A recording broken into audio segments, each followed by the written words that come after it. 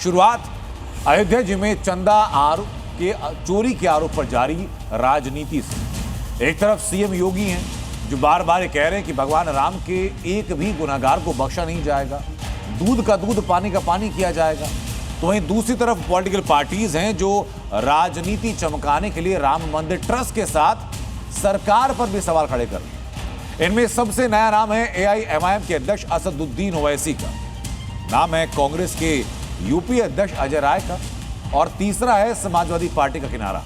मगर इन सारे विरोधियों को सीएम योगी ने आज फिर एक साथ जवाब दिया और साफ कहा कि राम भक्तों पर गोली चलाने वाले और राम के अस्तित्व पर सवाल उठाने वाले राम के चढ़ावे की चिंता ना करें।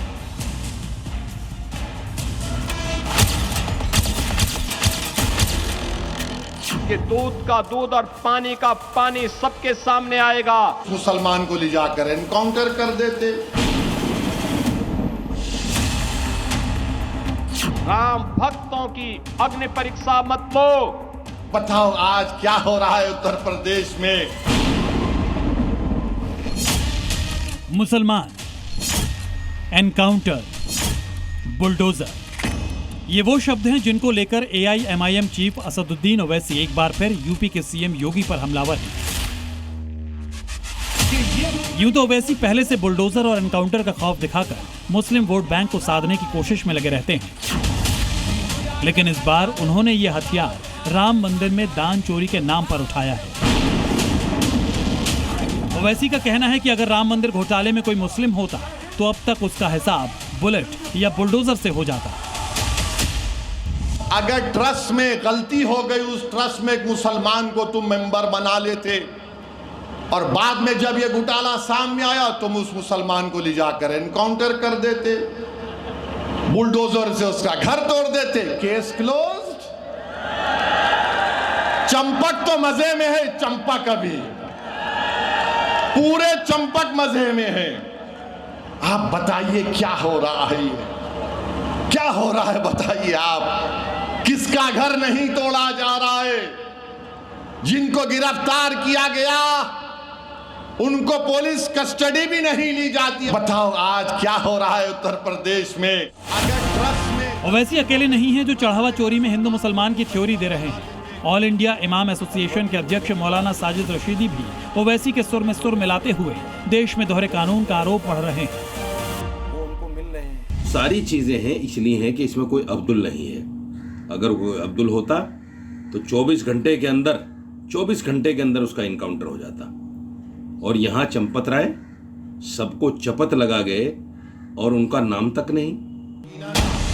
हालांकि ओवैसी भले ही राम मंदिर में चढ़ावा चोरी को निशाना बना रहे हैं, मगर उनका रियल टारगेट है यूपी का विधानसभा चुनाव, जिसमें उनकी पार्टी पहली बार ताल ठोकने जा रही है। यही वजह है कि हैदराबादी भाईजान ने यहाँ तक कह दिया कि उनकी पार्टी 2027 के यूपी चुनाव में बीजेपी को हराने वालों का साथ देगी।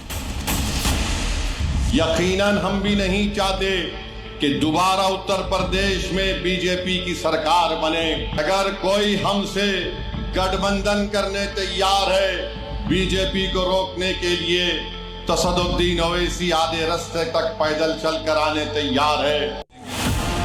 ये और बात है कि अब तक ओवैसी को यूपी में कोई साथी नहीं मिला है, मगर राम के नाम पर हिंदू मुसलमान को बांटने वाली उनकी सियासत जरूर जारी है।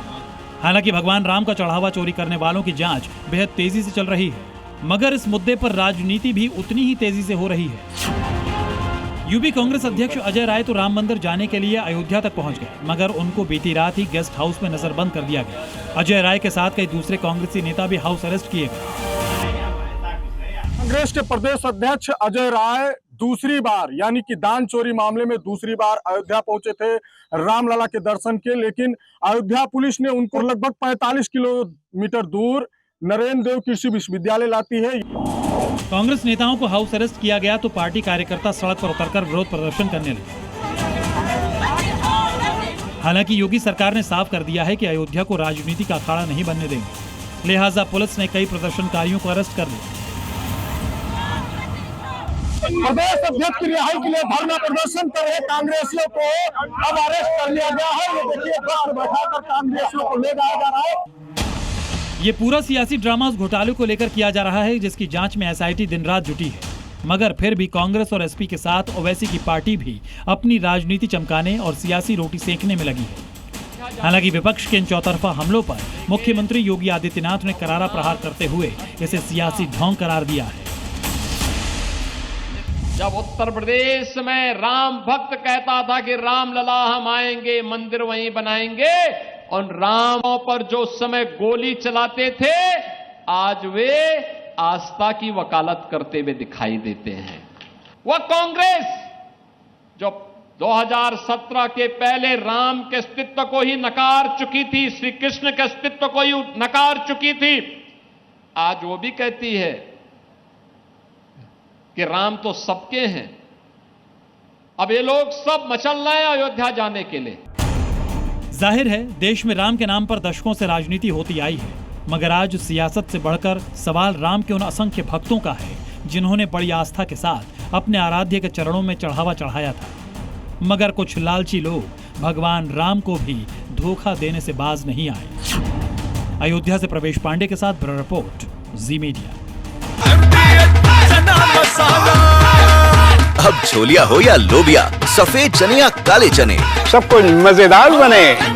MDH